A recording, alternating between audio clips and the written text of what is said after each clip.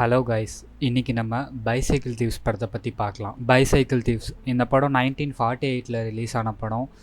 இந்த படம் பார்த்திங்கன்னா இத்தாலியன் நியோ ரியலிசம் அப்படிங்கிற ஒரு கான்செப்டில் எடுத்த படம்.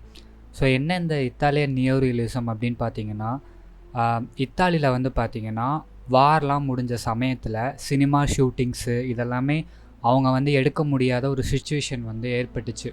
ஸோ இதனால் பார்த்தீங்கன்னா அங்கே சினிமா ஷூட்டிங்லாம் எதுவுமே எடுக்க முடியாத ஒரு சுச்சுவேஷன் வந்து க்ரியேட் ஆயிடுச்சு.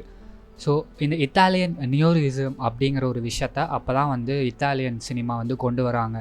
ஸோ என்ன இந்த இத்தாலியன் நியோரியலிசம் அப்படின்னு பார்த்தீங்கன்னா, ஸோ சினிமா ஷூட்டிங் எடுக்கிறாங்க அப்படின்னா அதை வந்து செட்ஸில் எடுக்காமல், லைக் நம்ம ஊரில் ஏவிஎம் ஸ்டூடியோஸ் அப்புறம் வந்துட்டு ராமோஜி ஃபிலிம் சிட்டிஸ்லாம் இருக்குல்ல, ஸோ அந்த மாதிரி செட்டு போட்டு ஒரு படத்தை எடுக்காமல் ஃபுல் அண்ட் ஃபுல் வந்து ரியல் லொக்கேஷன்ஸில் தான் அந்த படத்தை எடுக்கணும் அப்படிங்கிற ஒரு கட்டாயத்தை வந்து வச்சாங்க. ஸோ இது மட்டும் வச்சாங்களா அப்படின்னு பார்த்தீங்கன்னா இந்த ஒரு விஷயம் மட்டும் கிடையாது, இன்னும் நிறைய விஷயம் வச்சாங்க. அதெல்லாம் என்ன அப்படின்னு பார்த்தீங்கன்னா, கேரக்டர்ஸை வந்து சூஸ் பண்ணுறாங்க. இப்போ ஆடிஷன் வச்சு ஒரு ஆக்டரோ ஆக்ட்ரஸையோ வந்து எடுக்கிறாங்க அப்படின்னா அவங்க வந்துட்டு அந்த சினிமாவுக்கு அவங்க வந்து புதுசாக இருக்கணும். அதாவது அவங்க வந்து நான் எக்ஸ்பீரியன்ஸாக இதுக்கு முன்னாடி அவங்க எந்த படத்துலையுமே ஒர்க் பண்ணாத ஒரு ஆக்டர் அண்ட் ஆக்ட்ரஸை தான் வந்து அந்த படத்தில் கேஸ்ட் பண்ணணும் அப்படிங்கிற ஒரு நிர்பந்தத்தையும் வச்சாங்க.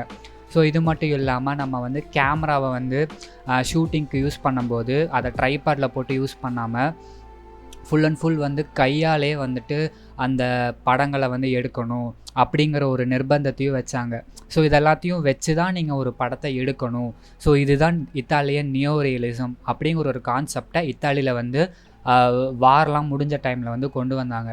ஸோ அப்படி இந்த இத்தாலியன் நியோ ரியலிசமை அடிப்படையாக வச்சு எடுக்கப்பட்ட படம் தான் பைசைக்கிள் தீவ்ஸ். 1948 ரிலீஸ் ஆன ஒரு மாஸ்டர் பீஸான ஒரு படம். இன்னுமே இந்த படத்தை வந்து கொண்டாடிட்டு தான் இருக்காங்க. உலகத்தில் நடக்கிற ஃபிலிம் ஃபெஸ்டிவலில், ஃபிலிம் ஸ்கூல்ஸில் பார்த்திங்கன்னா இன்னும் இந்த படத்தை வந்து ஸ்க்ரீன் பண்ணி இந்த படத்தை வந்து ஒரு பைபிள் மாதிரி வந்து யூஸ் பண்ணி மக்களுக்கும் ஃபிலிம் ஸ்டூடெண்ட்ஸ்க்கும் வந்து டீச் பண்ணிகிட்ருக்காங்க. ஸோ அப்படிப்பட்ட ஒரு பேர் கொண்ட படம் தான் வந்து இந்த பைசைக்கிள் தீவ்ஸ். இந்த படம் பார்த்திங்கன்னா ஆஹோ ஓஹோன்லாம் இருக்காதுங்க. நம்ம வந்து ஒரு படம் பார்க்குறோன்னா அந்த படத்தில் ட்விஸ்ட் அண்ட் டர்ன்ஸ் இருக்கணும், லவ் இருக்கணும், எமோஷன் இருக்கணும், இந்த மாதிரி நிறையா விஷயம் நமக்கு தோணும்ல. ஸோ நீங்கள் எதிர்பார்க்குற எந்த விஷயமே இந்த படத்தில் இருக்காது. ஆனாலும் இந்த படம் வந்து பார்த்து முடிக்கும்போது உங்களை ஒரு விதத்தில் ஏதோ ஒரு விதத்தில் பாதிக்கப்பட வைக்கும். ஸோ தமிழில் பார்த்திங்கன்னா வெற்றிமாறன் சார் எடுத்த பொல்லாதவன் படம் வந்துட்டு பைசைக்கிள் தீவ்ஸோட ரெஃபரன்ஸை நிறைய பேர் சொல்லி கேள்விப்பட்டிருப்பீங்க. ஸோ பொல்லாதவன் படத்தில் பார்த்தீங்கன்னா ஹீரோ கேரக்டரோட பைக் வந்து தொலைஞ்சிரும். ஸோ அதை அவர் கண்டுபிடிச்சாரா இல்லையன்றது தான் கதையாக இருக்கும். ஸோ அதே தான் பைசைக்கிள் தீவ்ஸ்லேயும் ஹீரோ வந்து ஆசையாக ஒரு சைக்கிள் வாங்குவார். ஸோ அந்த சைக்கிள் வந்து ஒருத்தன் வந்து திருடிட்டு போயிடுவான். ஸோ அதுக்காக இவர் எவ்வளோ கஷ்டப்படுறாரு, கடைசியில் அந்த சைக்கிள் வந்து இவருக்கு கிடச்சிதா இல்லையா, இவர் அதனால் என்ன மாறினார், இவங்க ஃபேமிலி சுச்சுவேஷன் வந்து அதனால் என்னென்ன பாதிப்பாகுது அப்படின்றது தான் அந்த படத்தோட கதையாகவே இருக்கும். ஸோ ஒன்ஸ் நீங்கள் இந்த படத்தை வந்து ஸ்டார்ட் பண்ணி பார்க்குறீங்கன்னா நீங்கள் வந்து நிறையா அந்த ட்விஸ்ட் அண்ட் டர்ன்ஸ் இருக்கிற படத்தெல்லாம் பார்த்துட்டு இந்த படம் சடனாக உட்காந்து பார்த்தீங்கன்னா அந்த படம் உங்களை வந்து உட்காராக்குமான்னு எனக்கு வந்து சொல்ல தெரியலை.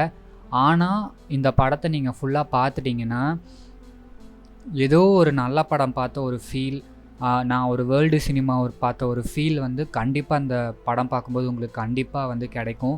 ஸோ விக்டோரியோ டிசிகா அப்படிங்கிற ஒரு டைரக்டர் தான் அந்த படத்தை டைரக்ட் பண்ணியிருக்காரு. இவர் பார்த்திங்கன்னா இத்தாலியிலேயே ரொம்ப ரொம்ப ஃபேமஸான ஒரு டைரக்டரு. இவர் எடுத்த நிறையா படம் வந்துட்டு ரொம்ப ரொம்ப ஃபேமஸான படங்கள், ரொம்ப ரொம்ப அற்புதமான படங்கள். இப்போ ஜாப்பனீஸில் பார்த்திங்கன்னா அகிரோ குரோசவா சொல்லுவாங்களே, ஸோ அந்த மாதிரி இத்தாலியில் வந்துட்டு விக்டோரியோ டிசிகா சொல்லலாம். ஸோ இவர் எடுத்த எல்லா படமுமே வந்து ரொம்ப நல்லாயிருக்கும். நான் வந்து முடிஞ்சால் உங்களுக்கு அவரோட படங்களோட போஸ்டர்ஸ் நான் ஸ்க்ரீனில் காமிக்கிறேன், முடிஞ்சால் அந்த படங்களும் ட்ரை பண்ணுங்கள். ஸோ நான் வந்து வேர்ல்டு சினிமா லவ்வர், நான் வந்து உலக சினிமாக்களை வந்து நான் எக்ஸ்ப்ளோர் பண்ண போகிறேன், எனக்கு வந்து வேர்ல்டில் இருக்க எல்லா பெஸ்ட்டு ஃபிலிம்ஸும் பார்க்கணும் அப்படின்னு நினச்சிங்கன்னா கண்டிப்பாக அந்த படத்தை நீங்கள் பார்த்தே ஆகணும். ஏன்னா அப்படிப்பட்ட ஒரு திரைப்படம் தான் இந்த பைசைக்கிள் தீவ்ஸ். இந்த படம் வந்து அப்போவே நிறைய அவார்ட்ஸ்லாம் வாங்குச்சு. இத்தாலியன் சினிமாக்கே ஒரு ஐகானிக் ஃபிலிமாக வந்து இந்த படம் இருந்துச்சு. ஒரு லாங்குவேஜ்லேயும் ஒரு சினிமாக்கள் வந்து ஐகானிக்காக இருக்கும்ல. ஸோ அந்த மாதிரி 1948 வந்த இந்த திரைப்படம் வந்து அதுக்கப்புறமும் சரி இப்பவும் சரி ரொம்ப ரொம்ப கொண்டாடப்படுற ஒரு படமாகவே வந்து இந்த பைசைக்கிள் தீவ்ஸ் இருக்குன்னே சொல்லலாம். இந்த மூவியை நீங்கள் பார்க்கணும் அப்படின்னா இன்டர்நெட்டில் வந்து YTS MXல நீங்கள் பார்க்கலாம். ஸோ அந்த சைட்ஸில் அவைலபிளாக தான் இருக்குது. அப்படி இல்லைனா யூடியூப்லேயே வந்துட்டு அவைலபிளாக இருக்குது. நீங்கள் சர்ச் பண்ணி பார்த்தீங்கன்னாவே நல்ல பிரிண்ட் வந்து உங்களுக்கு கிடைக்கும். ஸோ இந்த படம் பார்த்தீங்கன்னா ரொம்ப டைம்லாம் இல்லைங்க. லைக் 2 ஹவர் 2.5 ஹவர்ஸ்லாம் இல்லை. 1.30 ஹவர்ஸ் தான். ஒரு 1.5 மணி நேரத்தில் நீங்கள் பார்த்து முடிச்சிடலாம். ரொம்ப நல்லாயிருக்கும் படம். கண்டிப்பாக பாருங்கள். இந்த படம் பார்த்துட்டு அந்த படத்துலேருந்து நீங்கள் என்ன லேர்ன் பண்ணிக்கிட்டீங்க, அந்த படம் உங்களை எந்த அளவுக்கு இம்பேக்ட் பண்ணுச்சு அப்படின்னு என் கூட கமெண்ட்ஸில் ஷேர் பண்ணிக்கோங்க. ஸோ அவ்வளோதான். நெக்ஸ்ட் வீடியோவில் இன்னொரு நல்ல படத்தோடு உங்களை வந்து மீட் பண்ணுறேன்.